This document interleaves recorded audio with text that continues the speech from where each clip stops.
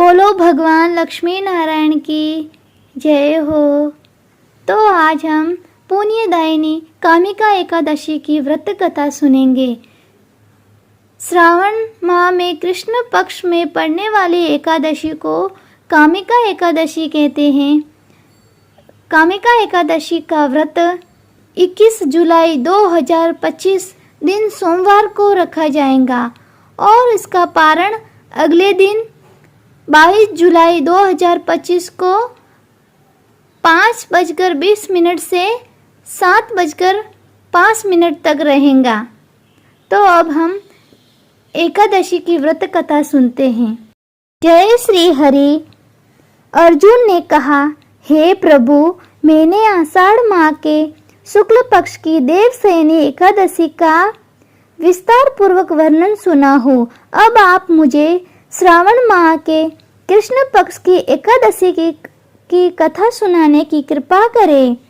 इस एकादशी का नाम क्या है, इसकी विधि क्या है, इसमें किस देवता का पूजन होता है, इसका उपवास करने से मनुष्य को किस फल की प्राप्ति होती है। भगवान श्री कृष्ण ने कहा, हे श्रेष्ठ धनुधर, मैं श्रावण माह की पवित्र एकादशी की कथा सुनाता हूँ। ध्यान पूर्वक श्रवण करो।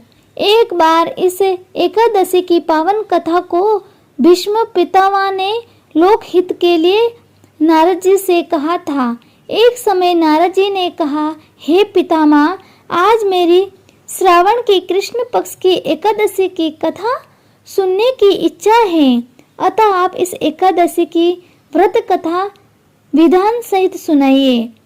नारद जी की इच्छा को सुन पितामह भीष्म ने कहा, हे नारद जी, आपने बहुत ही सुंदर प्रस्ताव किया है। अब आप बहुत ध्यान पूर्वक इस कथा का श्रवण कीजिए।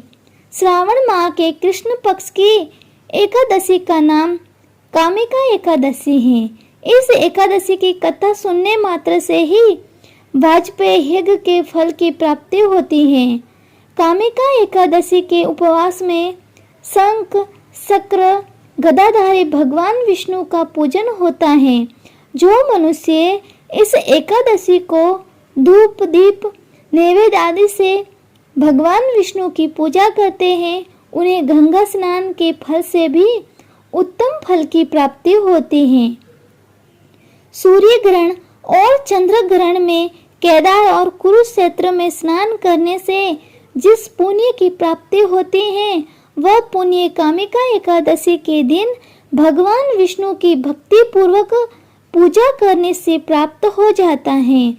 भगवान विष्णु की श्रावण माह में भक्ति पूर्वक पूजा करने का फल समुद्र और वन सहित पृथ्वी दान करने के फल से भी ज्यादा होता है। भक्तिपात में गंडकी नदी में स्नान करने से जो फल प्राप्त होता है, वह फल भगवान की पूजा करने से मिल जाता है। संसार में भगवान की पूजा का फल सबसे ज्यादा है। भक्ति पूर्वक भगवान की पूजा न बन सके तो श्रावण माह के कृष्ण पक्ष की कामिका एकादशी का उपवास करना चाहिए। आभूषणों से युक्त बछड़ा सहित गोदान करने से जो फल प्राप्त होता है, वह फल कामिका एकादशी के उपवास से मिल जाता है। जो उत्तम द्विज श्रावण माह के कृष्ण पक्ष की कामिका एकादशी का उपवास करते हैं तथा भगवान विष्णु का पूजन करते हैं, उनसे सभी देव, नाग, किन्नर, प्रेत आदि की पूजा हो जाती है। पाप से डरने वाले व्यक्तियों को विधि विधान सहित इस उपवास को करना चाहिए। संसार सागर तथा पापों में फंसे हुए मनुष्यों को इनसे मुक्ति के लिए कामिका एकादशी का व्रत करना चाहिए। कामिका एकादशी के उपवास से भी पाप नष्ट हो जाते हैं। संसार में इससे अधिक पापों को नष्ट करने वाला कोई और उपाय नहीं है। हे नारद जी, स्वयं भगवान ने अपने मुख से कहा है कि मनुष्य को अध्यात्म विद्या से जो फल प्राप्त होता है, उससे अधिक फल कामिका एकादशी का व्रत करने से मिल जाता है। इस उपवास के करने से मनुष्य को न यमराज के दर्शन होते हैं और न ही नरक के कष्ट भोगने पड़ते हैं। वह स्वर्ग का अधिकारी बन जाता है। जो मनुष्य इस दिन तुलसी दल से भक्ति पूर्वक भगवान विष्णु का पूजन करते हैं, वे इस संसार सागर में रहते हुए भी इस प्रकार अलग रहते हैं।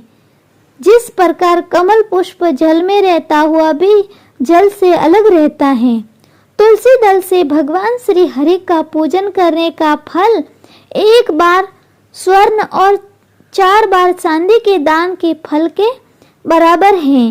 भगवान विष्णु रत्न, मोती, मणि आदि आभूषणों की उपेक्षा तुलसी दल से अधिक प्रसन्न होते हैं। जो मनुष्य प्रभु का तुलसी दल से पूजन करते हैं, उनके सभी पाप नष्ट हो जाते हैं। हे नारद जी, मैं भगवान की अति प्रिय श्री तुलसी जी को प्रणाम करता हूँ। तुलसी जी के दर्शन मात्र से मनुष्य के सभी पाप नष्ट हो जाते हैं और शरीर के स्पर्श मात्र से मनुष्य पवित्र हो जाता है। तुलसी जी को जल से स्नान कराने से मनुष्य की सभी यम यातनाएं नष्ट हो जाती हैं। जो मनुष्य तुलसी जी को भक्ति पूर्वक भगवान के श्री शरण कमलों में अर्पित करता है, उसे मुक्ति मिलती है।